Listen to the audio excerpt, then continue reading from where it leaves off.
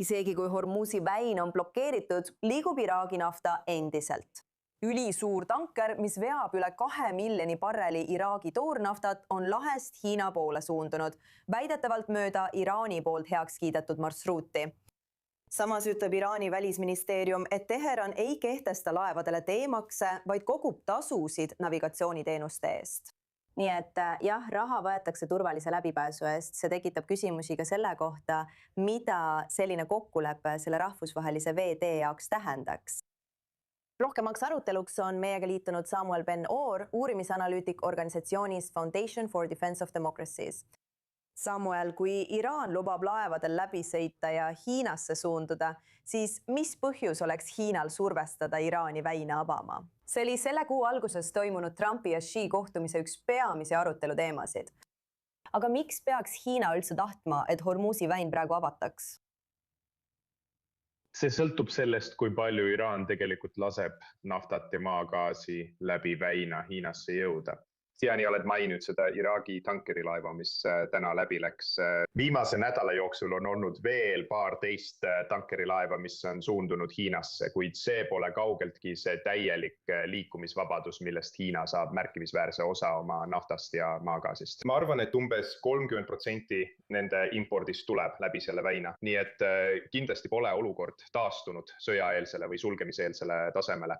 Kui Iraan oleks tehnoloogiliselt suuteline usaldusväärselt filtreerima välja kõik laevad, mis lähevad ainult Hiinasse või Pakistani või mõnda teise nende sõbralikku riiki, siis see võtaks Hiinalt ära motivatsiooni Iraanile survet avaldada, mida Xi ütles, et ta teeb tippkohtumisel. Alles jääb näha, milline see surve välja näeb, sest me ei saa seda näha. Igatahes praegu me seda ei näe. Nii et Hiinal on endiselt tohutu ülejääk oma nafta imporditurul, sest isegi kui mõned laevad on siit-sealt läbi lastud, pole see sugugi võrreldav sõjaeelse tasemega.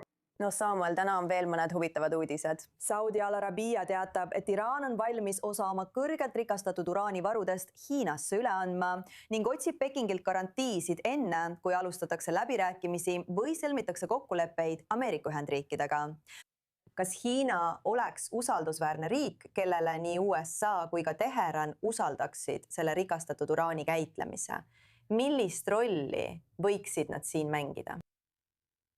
Ma tahan sellele eelnevalt öelda, et see on väga värske raport ja rikastatud uraani kohta liigub pidevalt väga palju erinevaid väiteid. Seega jääb veel näha, kas see vastab tõele või mitte. Kui see on tõsi, siis tõenäoliselt võtaks Trumpi administratsioon selle pakkumise vastu. Ausalt öeldes nende jaoks pole eriti oluline, kuhu see läheb, peaasi, et see pole Iraanis. Hiina on juba tuumariik. See pole nii, et nad annaksid neid tuumamaterjale Kuubale või mõnele teisele riigile, kellel neid pole ja kes võiks neid kasutada tuumarelva arendamiseks. Kas Hiina on usaldusväärne? Kindlasti mitte. Aga nendega on palju lihtsam läbi rääkida kui Iraaniga. Nii et ma arvan, et Trump peaks seda võiduks.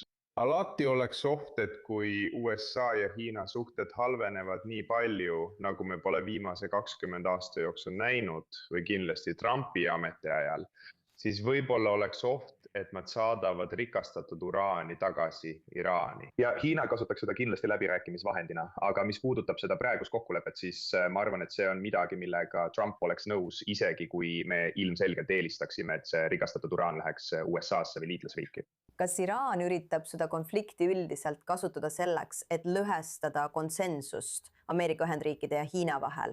Ja kas see on üldse toiminud? Siiani on Iraan olnud üsna valimatu, teate küll põhimõtteliselt kogu maailma suhtes, kui vaadata ülemaailmseid naftaturge, mida ta on häirinud.